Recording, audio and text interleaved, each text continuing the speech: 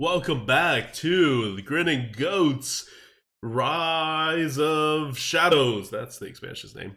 Card preview evaluation stream. We are in the most boring episode, so if you have tuned into this episode and not the other ones, please go watch the other ones and keep watching this. This is the irrelevant neutral cards. These are deep cuts.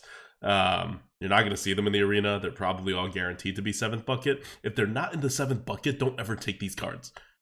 The only way to justify taking these cards are, we're in the 7th bucket anyway. Okay. And we'll get to the legendaries at the end, which is probably why you're watching this episode to begin with. Anyway, I'm Oddwicta, Infinite Arena player. Been doing this for a long time. Leaderboard, tournaments, did all of that. And Merps is not here with us, in case you're wondering. He has a personal thing he needed to deal with, and he will not be available until after the expansion comes out. So I am here alone. I am also sick, as you can hear. So, we'll see if we make it through this whole thing. Let's start. Magic Carpet. Magic Carpet is an 84. That's not terrible, but really anything below like a 90 you don't really want to touch if you don't have to. And it is a 3 mana 1/6 epic card. After you play a 1-cost minion, give it +1 attack and rush. So 1/6 for 3 mana is bad. It's better than a lot of other 3-drops that are like 3 mana for like 1/4 or 1/5, but it's still bad. Giving a 1-cost minion +1 attack and rush is good, but it's not like the most amazing thing. So your deck better have a lot of 1-cost minions for you to put this in. I can't think of too much uses for it outside of like combo decks, which Arena's not known for. Potion Vendor, 1 mana 1/1, restore 2 health to all friendly characters. Like, you know how bad Circle of Healing is? This is like a worse Circle of Healing. But like, it has a body. But it's not a body that really makes a difference on curve or anything. I've seen some people rate this like absurdly high, and by absurdly high, I mean like as an average card. This is not an average card. This is a bad card. Do not be fooled. Do not take this card unless it is in the 7th bucket, and your other options are crap, or you have like a ton of heal synergies. Otherwise, it's just, no. Okay. Mad Summoner is our next one, 77. 6 mana, 4/4, battle cry, fill each player's board with 1/1 imps. So, you want to wait till your opponent plays a bunch of stuff. You want to make sure you don't have a bunch of stuff. Then you play a Mad Summoner. Except, when your opponent has a lot of stuff and you don't have a lot of stuff, playing a bunch of stuff with no initiative is not really the best way to go. So it just really doesn't have a purpose. I am unsure what this card was designed for. I imagine it has something to do with some weird combos, and those combos are not going to be in the arena. Like, you can't even play this and then also Blast Wave on the same turn. So I don't really know what kind of combos this is like enabling. But yeah, like you gotta combo it with like a board clear on your opponent's side at the very least. Like, it's just, and that eats up a card, right? Like, I don't know. It's so situational. Not an arena viable card. No matter what kind of synergies you think you're getting with it. Sunreaver Warmage. So this entire episode, by the way, it's just going to be one giant warning of like, please don't take these cards. Like, I know you may like them. I know they may be interesting. Maybe the art is cool or the name is cool. But if you're like seriously like playing to like win, these are not the cards you put in your deck. Hopefully Blizzard would recognize these and throw them all in the 7th bucket anyway. But in case any of these escapes the 7th bucket, know that these are not cards you should take. Blizzard has been known to put obviously 7th bucket cards into the 2nd bucket. I'm looking at you, Night Prowler. And then they've also been known to not drop it back to the 7th bucket despite all the data indicating it for like a year almost. So if any of that happens here, just don't fall for it. Okay, Sunreaver Warmage. 5 mana, 4/4. This is the one that I think people actually think is good.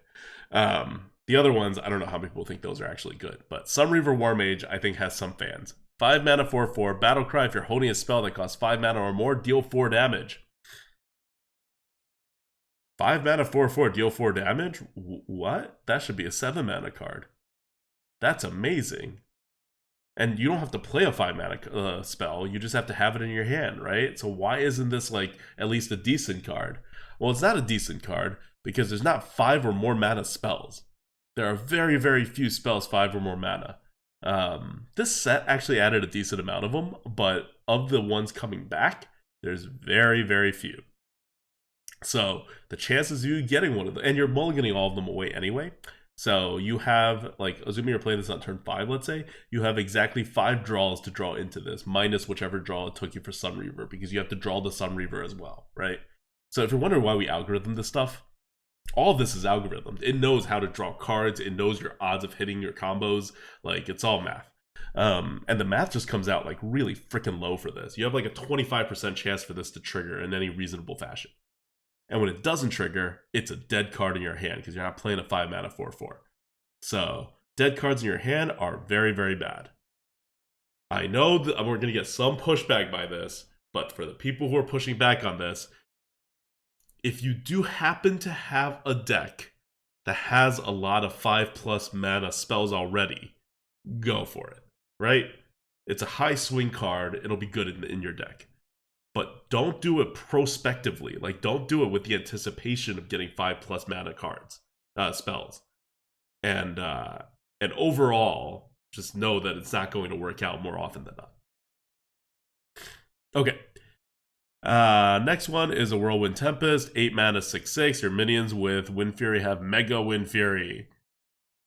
We all know why this is not a great card, because there's not that many Wind Fury cards that are decent enough to be picked.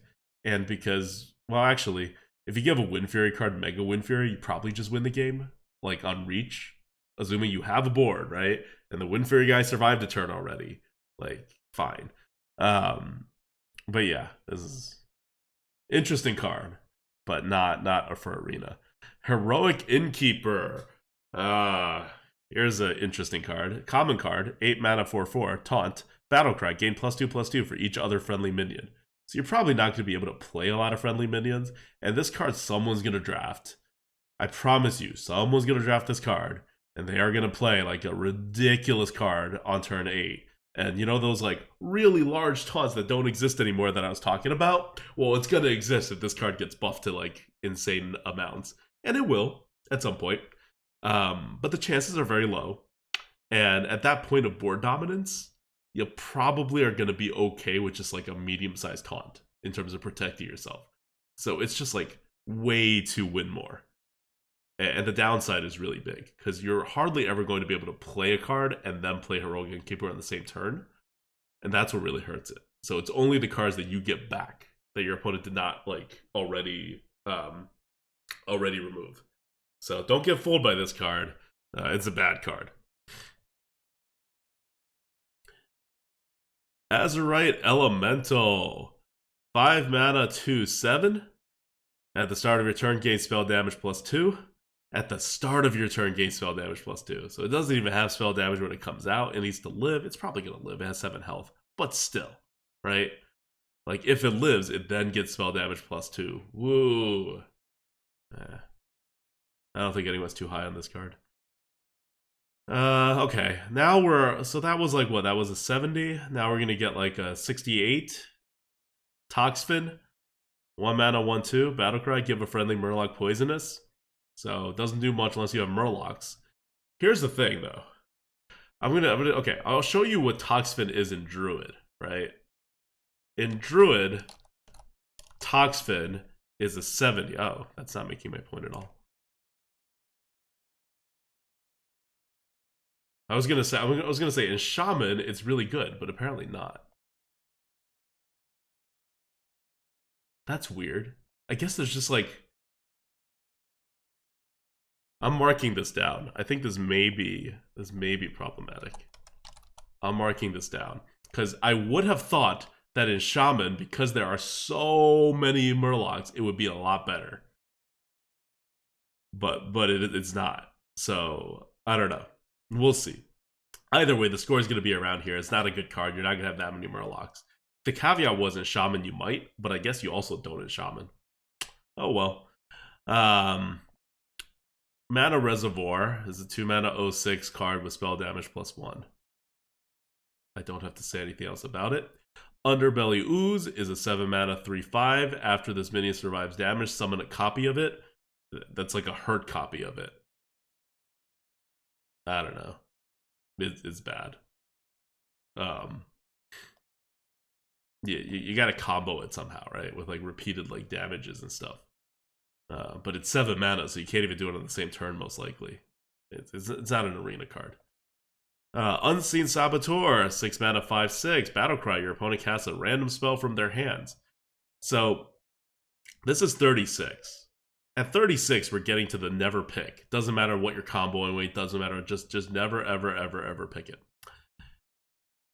And here's Unseen Saboteur.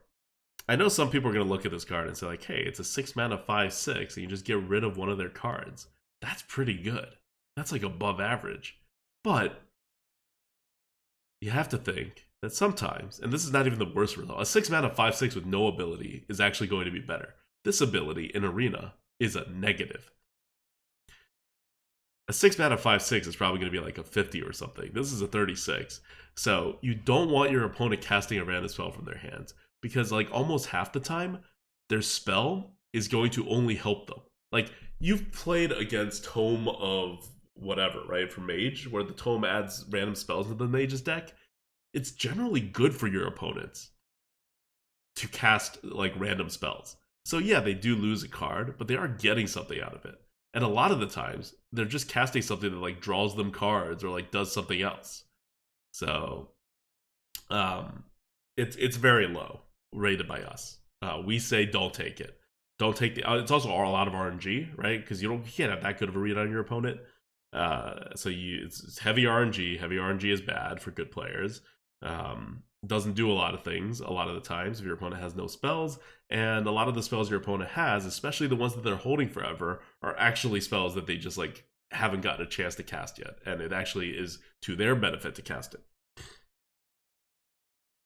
All right, Arcane Watcher, 3 mana 5/6, can't attack unless you have spell damage. Enough said, it's bad. Hecklebot, I mean, I don't even think anyone thinks this is an okay card. It's a 4 mana 3/8 taunt. Battlecry, your opponent summons a minion from their deck. So your opponent just gets a random minion from their deck, which is probably not all that much smaller than a 3/6. I mean, a 3/8, and you paid 4 mana for it. It's a pretty desperate card. So yeah, so that wraps up our irrelevant, deep cut, neutral cards. Know what they are in case they show up. Don't draft them. That's all. There are a couple traps in there that I think some people may look at and think, oh, it's a decent card. They're not. If it's been talked about in this episode, it's not a decent card. Okay, now we're going to get to the fun part, which is the legendaries. There are 5 legendaries in this set, and we'll start with let's stick with the theme. We'll start with the worst one and work our way up. The worst one's Chef Nomi. It's not very hard to tell why. It's a 7 mana 6/6. Battlecry, if your deck is empty, is empty, summon 6/6/6 Grease Fire Elementals. Your deck's not going to be empty, guys. Now we have 3 cards that are in the 100 range. So they're like average cards. They're not good to have in your deck. Your deck has an average of 120 points. So these are all below that significantly. Archivist Elysiana, 8 mana 7/7. Battlecry, discover 5 cards. Replace your deck with 2 copies of each. Like, yeah, it's a positive ability, but it's not that positive of an ability. And you do have to play like an 8 mana 7/7 to get that ability. Like, the meta's not going to be moving so slow that you're going to be like adding cards to your deck as a way to avoid fatigue either. So it's no, I don't know what this is for. Just like a Mimi card, probably. Geppetto Joybuzz, 8 mana 6/6. Battlecry, draw 2 minions from your deck. Set their attack, health, and cost to 1. So there's no way to tell what you're going to get. Anything with a Battlecry or Death Rattle is obviously going to be pretty good to get out of this guy. But the odds, like, we mapped it out, right? It's just not very good. Archmage Vargoth, 4 mana 2/6. Hey, that's a decent statted body. Not good, but decent. At the end of your turn, cast a spell you've cast this turn. Targets are random. So now you've got something, right? Now this is like a playable card. 2/6 though is actually pretty bad in terms of on-curve play. And if you play it on curve, it still has to survive a turn before it'll do anything. So it's really a pretty late game card. And for a pretty late game card, it's just kind of okay. Like, I don't know what else to say about this. Like, you gotta cast a spell with it. The spell has to not have targets, basically. or if it has target, it has to be like all friendly or all enemy. Yeah, there's a few combos that'll make this insane, but unless you have those particular combos, don't take Archmage Vargoth. Probably, I'm sure people are gonna take this higher than it's worth, so it's probably gonna be over bucketed. Finally, the one card that's actually really, really good. It is the second best legendary we have rated in the current meta, below Deathwing only. It's above Karen and Baron Geddon. It is Barista Lynchin. The Barista is a 5 mana 4/5 battlecry. Add a copy of each of your other battlecry minions to your hand. Why is this card so good? It's because there's a lot of freaking battlecry minions. So you're going to have a 5 mana 4/5 that basically draws you like 2 cards, 3 cards. That's why it's good. It's not like bustedly good, but it is top of like your normal premiums. And this is for neutral legendaries, not like all legendaries. So that is Barista Lynchin. Yeah. Those are our picks. Those are our pretty irrelevant cards. Nothing in this episode you should really worry too much about in your games. So yeah, that's it for us. We're gonna go after this into the class cards, which is going to be and with the class cards, each class we're going to talk about how the class goes, and we're going to talk about how they play, and we're going to bring in a little bit of the old cards. We're not going to go over all the old cards that are coming back into the meta with the new rotation system, but we will talk about, like, we need a base to start from before we analyze a class, so it'll just slip in. But yeah, anyway, hope you guys enjoyed the neutral analysis. And we'll just move into the next episode after this.